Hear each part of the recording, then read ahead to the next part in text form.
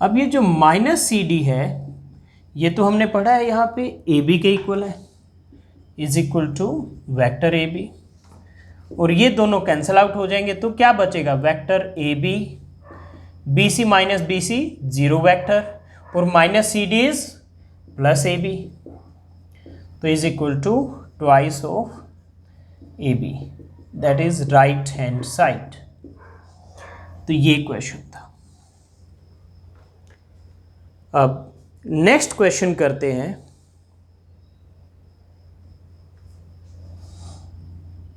Question है,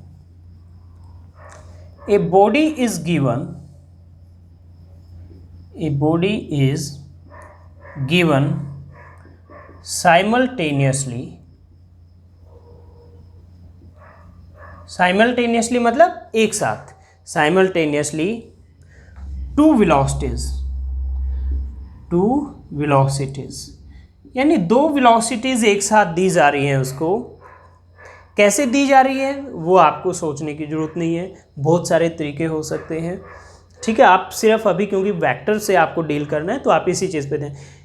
body is given simultaneously two velocities, one is 12 meter per second to north, एक तो north की तरफ 12 मीटर पर सेकेंड, और दूसरी and 5 meter per second to east, दूसरी है 5 meter per second to east. Find resultant velocity, ठीक है। सॉल्यूशन देखिए, नॉर्थ साउथ ईस्ट वेस्ट के क्वेश्चन हो, सबसे पहले डायरेक्शन ड्रॉ कीजिए। डायरेक्शंस ऐसे होंगी north south east west, okay. तो 12 मीटर पर सेकेंड नॉर्थ में है, मान लो ये V1 है 12, और 5 मीटर पर सेकेंड ईस्ट में है, तो दोनों के बीच में एंगल कितना हुआ, 90 डिग्री, यानी थीटा क्या हुआ आपका 90, V1 हुआ 12 और V2 हुआ 5, तो मैग्नीट्यूड कितना हो जाएगा V, that will be under root V1 square, V1 की वैल्यू 12 रख दी, प्लस V2 स्क्वायर, V2 की value 5, plus 2V1 V2 cos theta, theta क्या है 90 डिग्री है दोनों वेक्टर के बीच में। मैंने क्या किया है, ट्रायंगल ऑफ वेक्टर एडिशन लगाया है, under root V1 square plus V2 square plus 2V1 V2 cos theta.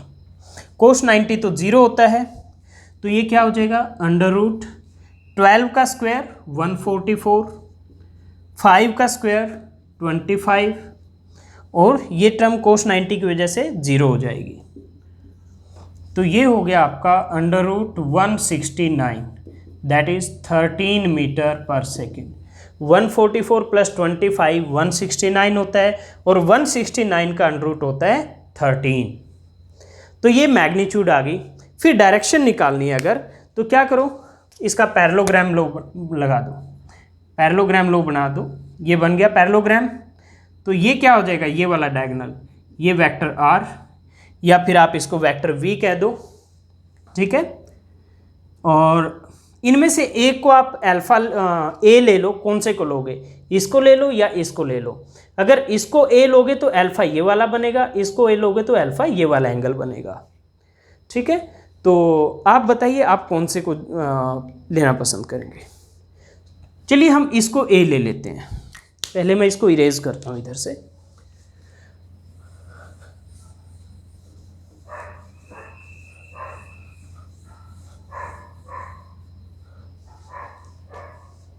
तो मैं इस एंगल को अल्फा ले लेता हूँ, तो जिसके साथ अल्फा होता है वो A होता है, तो tan alpha equal to B sine theta. B कौन सा होता है, इससे दूसरे वाला, यानी ये B का काम करेगा, तो 12 साइन 90 डिवाइड बाय A का, A कौन सा, ये वाला 5 प्लस 12 कोस 90, साइन 90 1 होता है, तो 12 into 1 divide by 5 plus cos 90 0, तो 12 बाय 5। तो अल्फा क्या हो गया, 10 इनवर्स 12/5।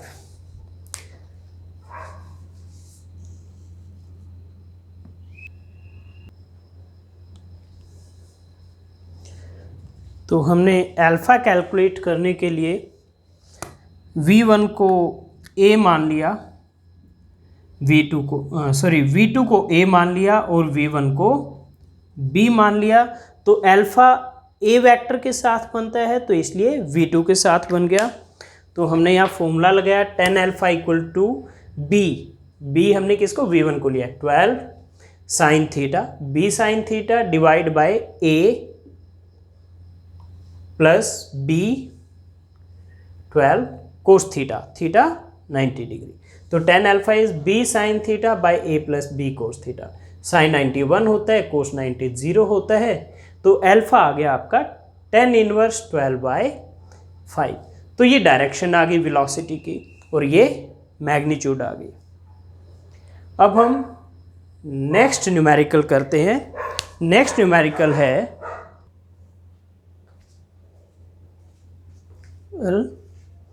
हमारा नेक्स्ट न्यूमेरिकल है 2 forces of 5 Newton and 7 Newton act on a particle at an angle of 60 degree. Find the resultant force.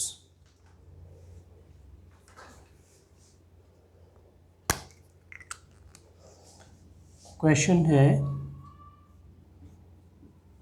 2 forces of 5 Newton and 7 Newton are acting on a particle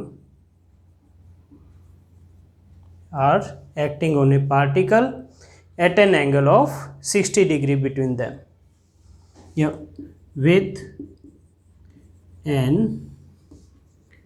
angle of 60 degree between B oblique W, इसका मतलब है between। जहाँ भी मैं इसको B oblique W लिखूँ तो आप इसको between रीड करना, between them। Find resultant force। तो सॉल्यूशन क्या होगा, रिजल्टेंट फोर्स हम मान लेते हैं F से लिख देते हैं। जैसे यहाँ पे वेलोसिटी को V से लिख दिया था हमने, तो यहाँ से फोर्स को F से लिख देते हैं। तो it will be under root F1 square, F1 को हम 5 मान लेते हैं और F2 को 7। तो थीटा क्या है 60 डिग्री। तो F1 square plus F2 square plus 2 into F1 into F2 into cos theta. Cos 60 होता है 1/2। तो इसको अगर आप सॉल्व करोगे 25 प्लस 49 प्लस ये 1/2 2 से कैंसिल हो जाएगा, 2 इंटू 5 इंटू 7 इंटू कोस 60 1/2 ये कैंसिल। तो 35 70 इंटू 5 35 प्लस 25 60 प्लस 49, तो ये हो जाएगा अंडर रूट 109 न्यूटन। चाहो तो आप अंडर रूट 109 निकाल दो और उसकी वैल्यू लिख दो, या फिर आप ऐसे भी छोड़ सकते हो। ठीक है, जैसे अंडर रूट 109 की वैल्यू आती है, ये आपकी है 109 under root.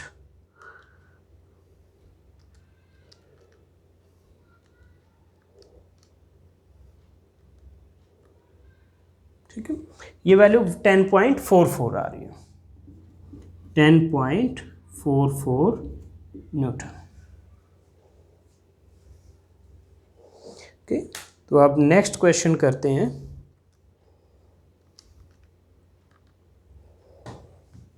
The next question is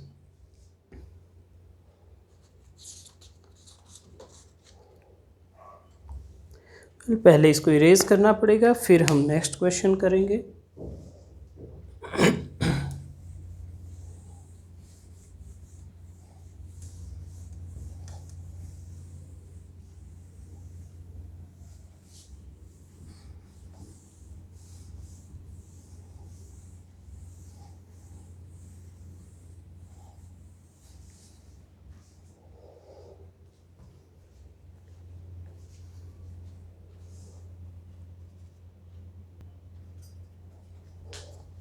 well next question है आपका, the sum of magnitude of two forces acting on a point is 18 Newton.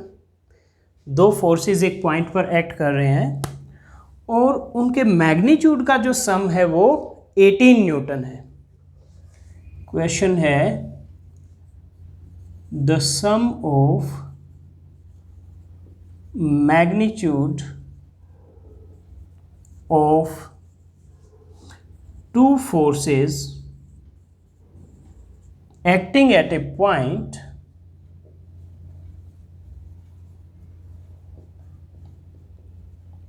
Is 18 newton. 18 newton है दोनों फोर्सेस का जो सम है मैग्नीट्यूड का। And magnitude of their resultant, जो resultant vector होगा उनका, magnitude of their resultant is 12 newton. 12 newton. If the resultant makes 90-degree angle with force of smaller magnitude, if resultant makes an angle of 90-degree with force of smaller magnitude, with force of smaller magnitude,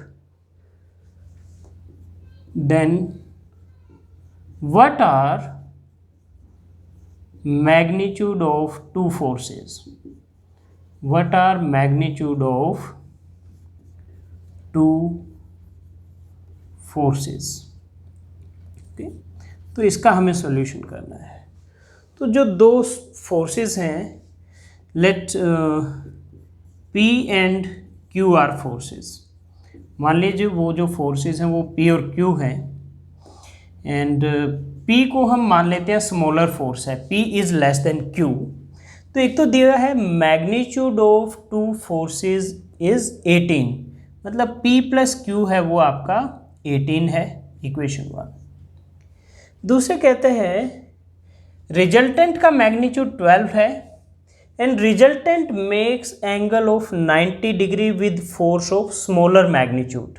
smaller हमने P लिया है, यानी जो आपका resultant force है are से हम लिख लेते हैं, चलो।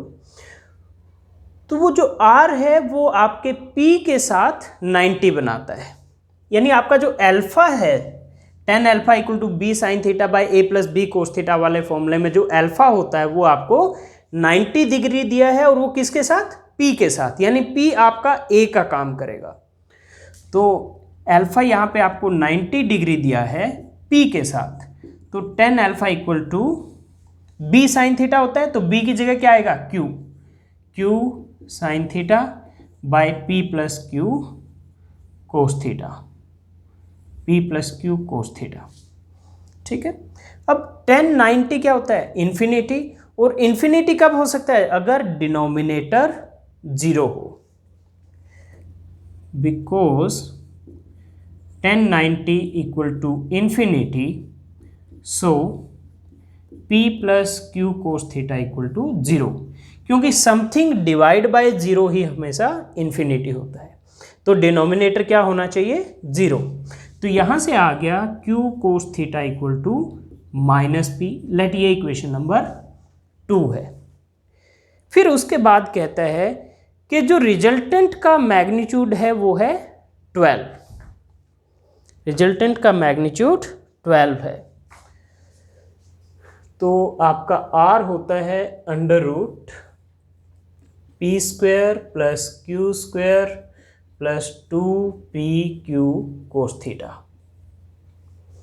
तो r की वैल्यू क्या दी हुई है आपको? रिजल्टेंट की वैल्यू 12 दी हुई है। ये रहा, magnitude of their resultant is 12 newton. तो r की वैल्यू रख दो 12 is equal to under root P square plus Q square plus 2p, और ये जो q कोस थीटा है उसको रख दो माइनस p। तो ये क्या हो जाएगा 12 equal to under root Q square minus ये minus 2p square plus p square, तो माइनस का p स्क्वायर बच गया। दोनों तरफ स्क्वायर कर दो, 12 का square 144 equal to Q square minus p स्क्वायर। लेट मैं इसको इक्वेशन नंबर 3 मान लेता हूँ। अब इक्वेशन 3 को आप इक्वेशन 1 से डिवाइड कर दो, 3 डिवाइड बाय 1, तो ये हो जाएगा आपका Q square minus P square divide by Q plus P equal to 144 divide by 18, क्योंकि p प्लस क्यू आपको 18 दिया हुआ है। Q square minus P square को आप लिख सकते हो Q minus P into Q plus P, A square minus B square को आप A minus B into A plus B लिख सकते हो, divide by A Q plus P equal to 8/1, because 18 into 8 क्या होता है 144, तो ये कैंसिल, तो q प्लस पी आ गया आपका 8, ये इक्वेशन नंबर 4 हो गया। अब सॉरी ये q माइनस पी आ गया आपका, नॉट q प्लस पी, क्योंकि q प्लस पी तो कैंसिल हो गया। तो यहाँ से q प्लस पी 18 और ये q माइनस पी 8, तो हम क्या करते हैं 1 और 4 को ऐड कर देते हैं, तो क्या आ जाएगा यहाँ से माइनस पी और ये प्लस पी कैंसिल हो जाएगा, तो ये आ जाएगा 2q इक्वल टू 18 प्लस 8 है ना, तो 2q आ गया आपका 26, तो यहाँ से q आ गया आपका 13 न्यूटन।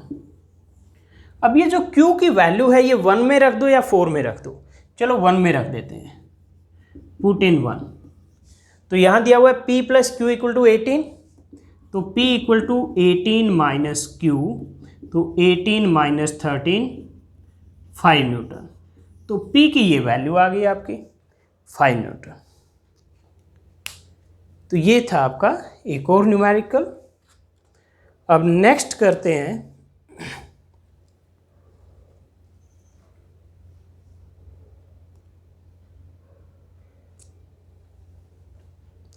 ओके, इसके लिए मुझे पहले इसको इरेज करना पड़ेगा। आई होप आपने नोट कर लिया।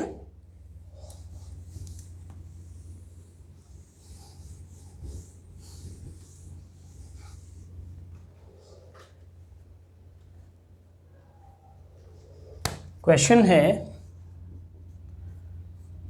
To equal forces have their resultant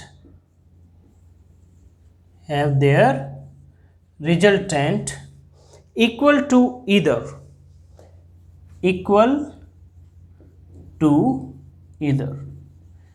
समझ नहीं आया स्टेटमेंट? कोई बात नहीं, मैं अभी बताता हूँ आपको क्या मतलब है इसका। फिर ये कहते हैं फाइंड एंगल बिटवीन देम, तो ये जो दो फोर्सेस हैं इनके बीच में एंगल निकालना है, angle between them. Solution,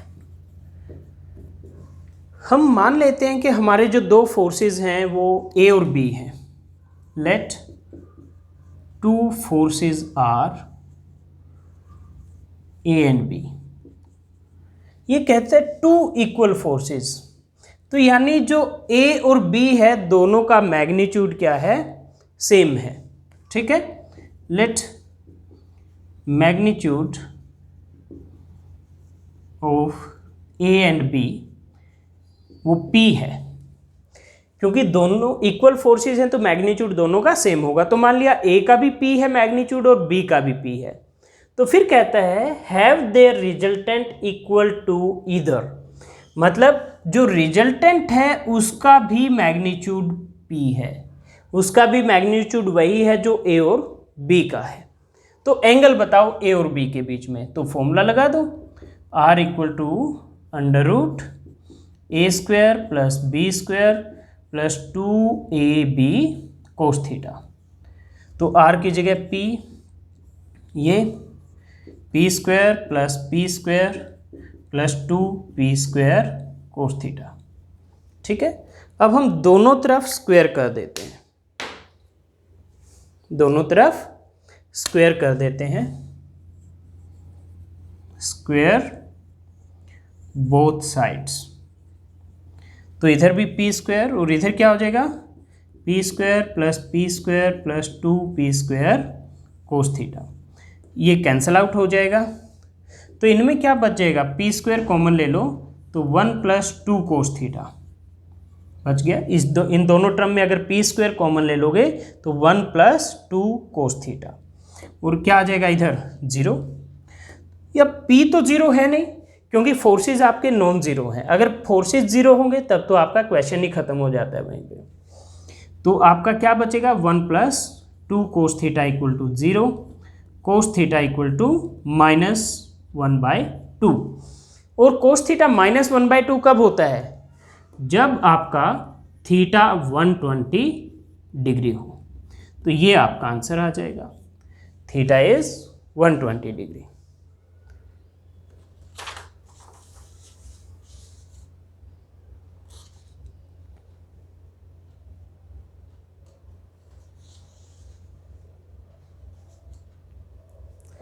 well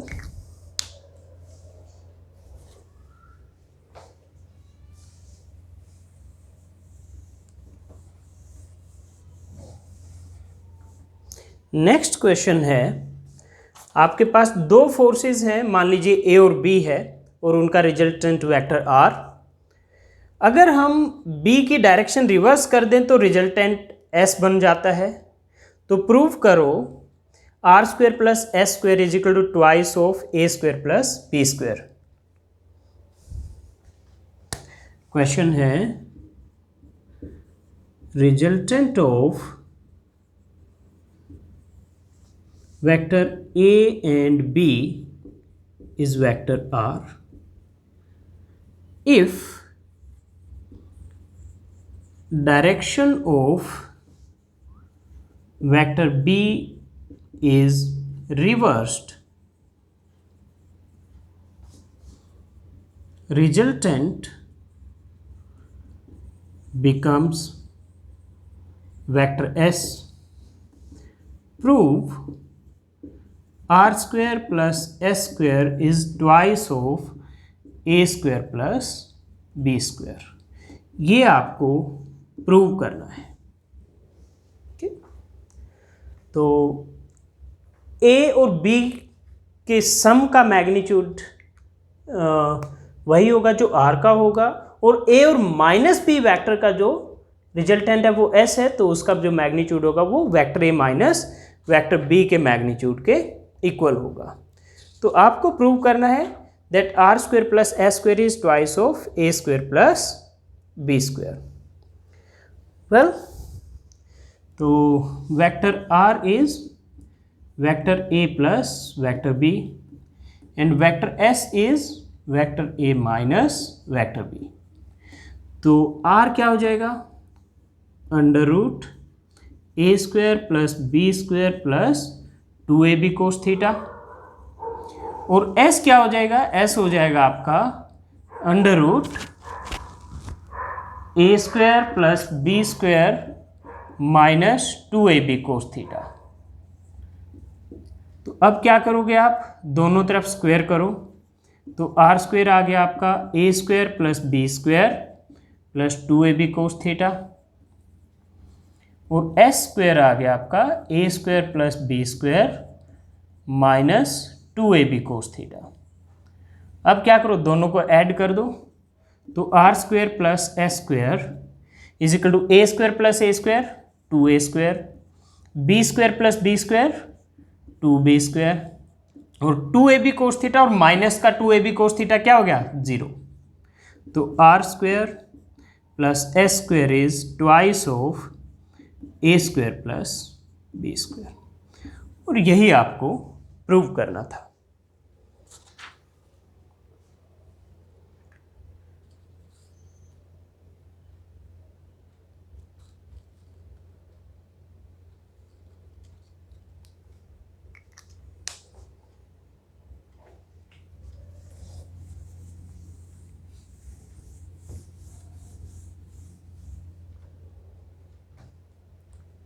next question है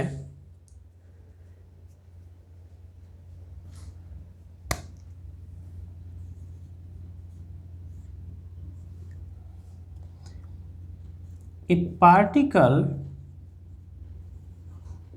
is acted upon by 4 forces simultaneously.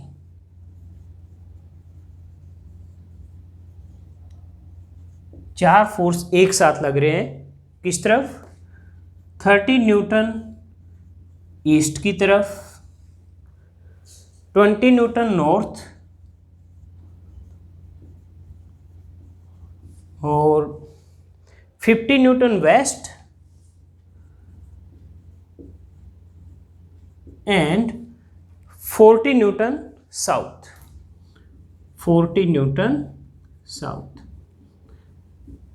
आपको फाइंड आउट करना है resultant force. Find resultant force. तो कैसे फाइंड आउट करेंगे? सॉल्यूशन देखो, पहले नॉर्थ साउथ ईस्ट वेस्ट बना लो। North south east waste.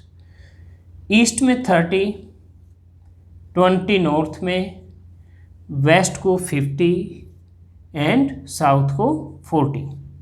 तो ओवरऑल अगर आप देखें तो ये दोनों अपोजिट फोर्सेस हैं। ये 40 इधर लग रहा है, 20 ऊपर, तो इधर ओवरऑल साउथ की तरफ 20 बच जाएगा। 40 माइनस 20 20, और इसमें इधर 30 है, इधर 50, तो ओवरऑल 20 न्यूटन इधर बच जाएगा वेस्ट की तरफ। ये साउथ और ये वेस्ट, ये भी 20 और ये भी 20। ठीक है, तो अब इन दोनों का रिजल्टेंट निकालना है।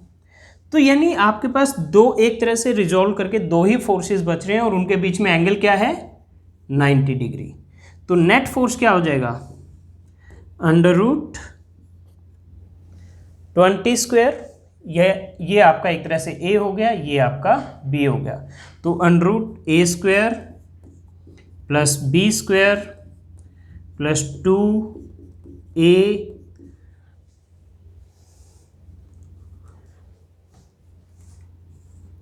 B cos theta.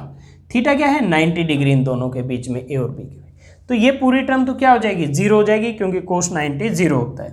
तो ये हो गया 400 प्लस 400 प्लस 0 का अंडर रूट, तो अंडर रूट 800, और ये होता है 20 अंडर रूट 2 न्यूटन। तो ये आपका आंसर आ गया, ये है रिजल्टेंट फोर्स। ओके स्टूडेंट्स, आज की क्लास में इतना ही। नेक्स्ट क्लास में हम रिजोल्यूशन ऑफ वेक्टर के बारे में बात करेंगे। वेक्टर्स को हम कैसे रिजॉल्व करेंगे, सो दैट हम जो डेली लाइफ में जो हम प्रॉब्लम सॉल्व करते आए हैं, मेनली हम जब सॉल्व करते हैं तो कैसे करते हैं? हम वेक्टर्स को रिजॉल्व करते हैं along the coordinate axis, X axis, Y axis, Z axis, और उसको रिजॉल्व करके फिर हम अपनी सॉल्यूशन पे आते हैं। तो नेक्स्ट क्लास में हम रिजोल्यूशन के बारे में बात करेंगे। Okay, bye.